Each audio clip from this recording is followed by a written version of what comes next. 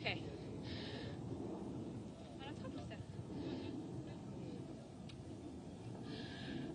Good afternoon. Is this working? Yeah. Good afternoon, everybody. We are the Hostages and Missing Families Forum. This is a very, very special day for us. We all know what happened just an hour ago. 3 female hostages were released, and we will not need to carry these posters ever again. Emily Damari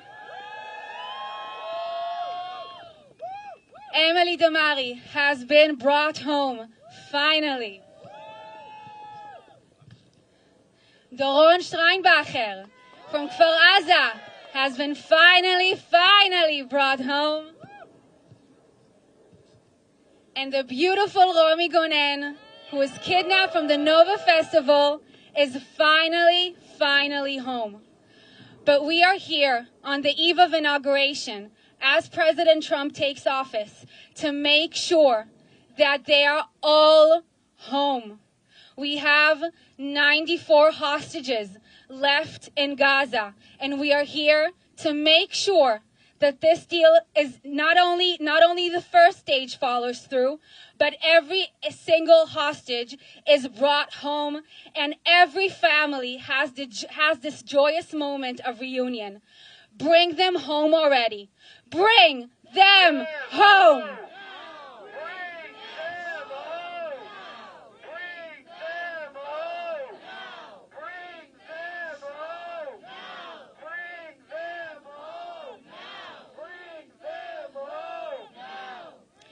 We are standing here and we express our most gratitude to the United States for their unwavering support for the hostages since October 7th. We want to thank President Trump and the incoming administration for their tireless efforts to advance the deal to bring our loved ones home. We are grateful for every hostage freed and every family reunited. President Trump, your leadership has delivered undeniable progress. We urge you, please ensure that this deal reaches its full conclusion and that all 94 hostages are safely returned. Fathers, brothers, and children remaining captive, waiting to be reunited, are not included in the second and third stage of this deal. Adi must be reunited with his son Idan, Liran with his younger brothers Gali and Zivi, Yonatan with his son Sagi, Noah with her partner Avinatan, and Daniel deserves the chance to give his brother Omer a proper burial. The global Jewish community cannot begin to heal until all of them are home. For everyone who believes in peace, all 94 hostages must be home. Bring them home! Bring them home! Bring them home!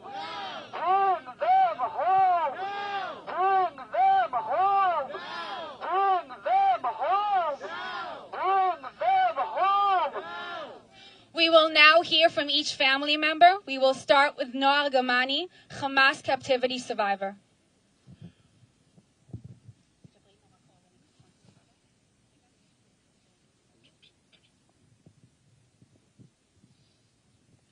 Hello, my name is Noah Argamani, and I was rescued from captivity in Gaza after 8 months in hell.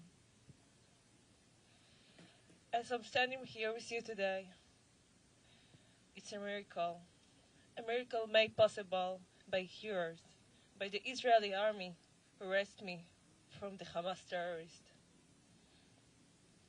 But as we speak, there are still 94 hostages living in nightmare. This process is in a few days. It's very, very important to everybody. I want to thank you for the President Trump to make this deal happen, and President Biden to never give up on us.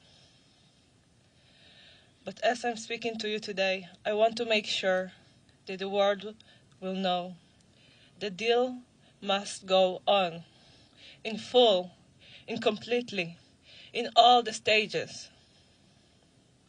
I know how it's to be the one that will be left behind.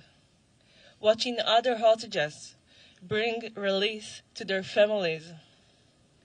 My partner, Avinatan Or, and many other hostages are in hell, and they wait for the second that you will be released too. Every second feel like the last second of their life. This is why it's absolutely critical that we put end for this horrible tragedy and commit to a full and completely deal to get all the hostages home to their families.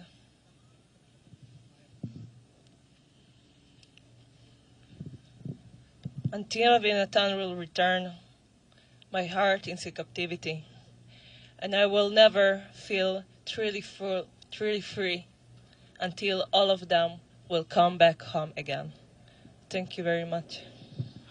Bring them home! Bring them home! Bring them home! Bring them home! Bring them home! Bring them home! Bring them home! Bring them home! Bring them home! Hello everyone. My name is Liran Berman. My name is Liran Berman, and I am the elder brother of Ziv and Gali Berman, who were both kidnapped from Kibbutz Kfar Aza on that dark Saturday morning. My twin brothers are 27 years old, two gentle souls who are not planned to be released in the first stage of the deal. My brothers are not just names or pictures. They are human beings, brothers, uncles, sons. Ziv has a courage about him, with a smile that can light up any room and make everyone fall in love with him. Gali has an enormous heart, a deep sensitivity, and a unique ability to see the best in everyone. As their elder brother, it's my job to protect them, but I can't do this alone. President Trump, I need your help. My family needs your help. Ziv and Gali needs your help. Today marks 471 days since my brothers have been held in the dark tunnels of Gaza. 471 days that they have been away from home, suffering, and trying to survive. For 471 days, our mother has prayed for a miracle, hoping to see her two beautiful sons walk through our door again. President Trump, I want to thank you for everything you have done to make this deal possible. I am so relieved that soon many hostages will be back home, but I also want to be relieved that my brothers are coming home too. I am here to ask, no, to urge, to ensure that this deal follows through in its entirety. Without delays or stops, my brothers are running out of time. Every moment that they are in remaining captivity is another moment their lives are at risk. We have already seen hostages murdered in captivity. We cannot afford to lose even one more. We must save them all. We cannot forget about them. We cannot wait, and we must not stay silent. President Trump, I am asking you to keep fighting for my brothers and for all the other remaining hostages in Gaza. My dream is to become an uncle for my brothers. They still have a future. They can still be home. Please help me achieve my dream. Please ensure the job is finished and that they all come home before it's too late. Thank you very much. What do you want? What do you want them? What do you want? What do you want them? What do you want? What do you want them? What do you want? What do you want them? Bring them home! Bring them home! Bring them home! Bring them home! Bring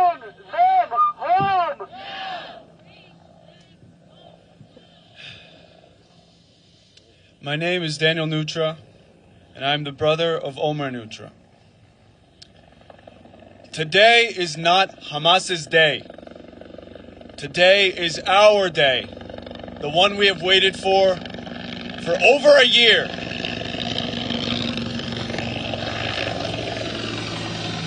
We have waited for this day for over a year to reclaim life. And now that it's come, we have to make use of it. On day 422, a little over a month ago, my family was delivered the devastating news that my brother Omer died in Hamas's captivity. When we sat Shiva, the customary 7 days of mourning, thousands of people came to pay their respects.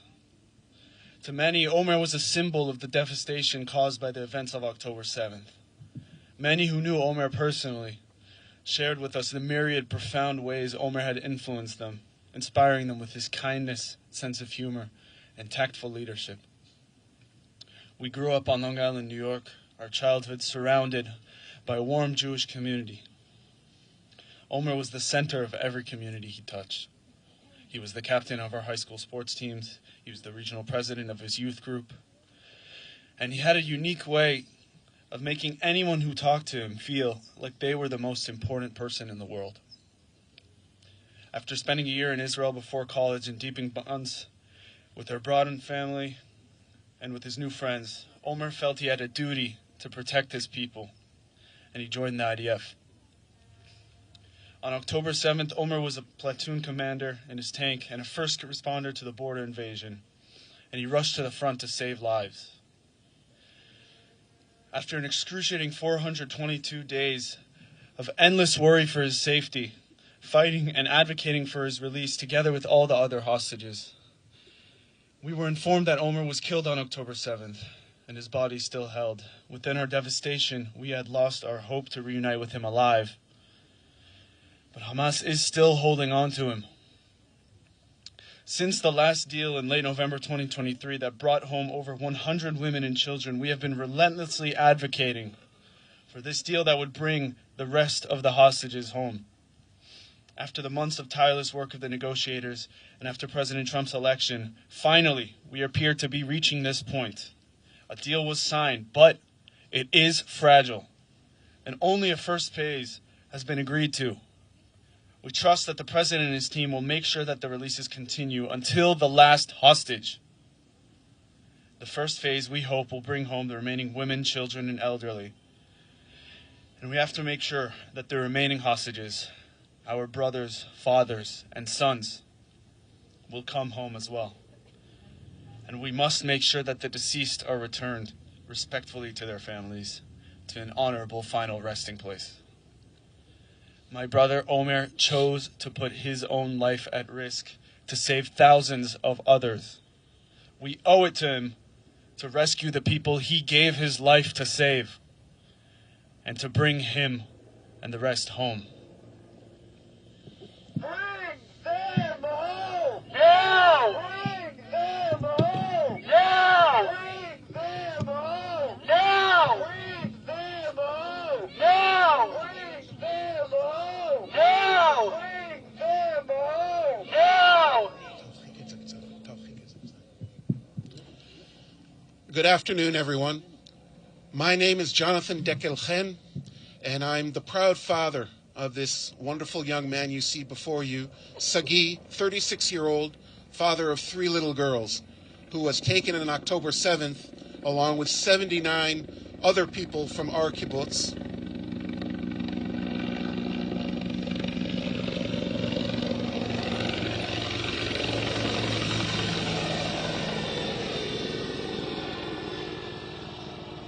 Sagi was taken from our kibbutz near Oz, along with 79 others. 29 of our people are amongst the 94 still captive.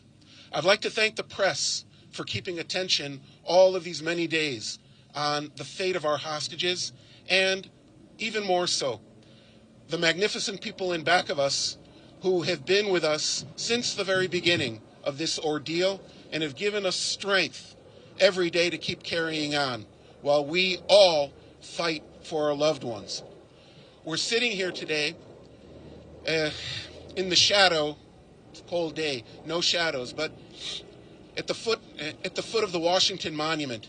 As you can hear, I grew up not terribly far from here, seeing the United States and understanding the United States as a kind of beacon on the hill for the rest of the world. In my adult life spent in Israel, I kind of preached that.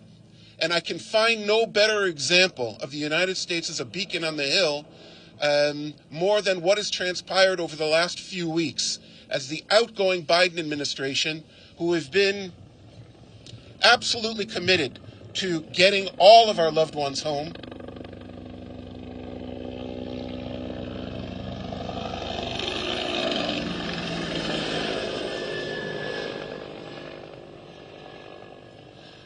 the Biden administration that has not spared any efforts to get all of the Israeli hostages home and to stop the suffering in Gaza. And as of November 7th, the incoming Trump administration that has inserted new energy into this process. We are here today with the release of 3 young women alive, and we hope can be rehabilitated. But it's also important to note that today the IDF recovered the body of a soldier that had been held by Hamas since 2014. That's a stern reminder of the urgency of the situation. We must not stop. This is an amazing American moment today at the cusp of transition between the Biden and Trump administrations that have worked shoulder to shoulder in this incredibly nonpartisan time in which we live on behalf of the hostages. We know their commitment. We feel their commitment. We need their commitment for all 98 to come home. We pray for it, and we thank you all for being here and showing that you know this truth as well. Bless you all. Bring them home! Now! Bring them home! Now! Bring them home! Now! Bring them home! Thank you, everybody. That's the closure of a press conference. The families are available here to answer individual questions and individual interviews.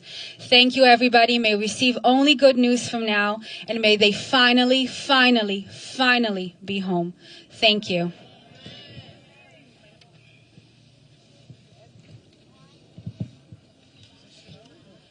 Press who are interested in individual interviews, please come to us and we'll coordinate interviews with the families. Thank you.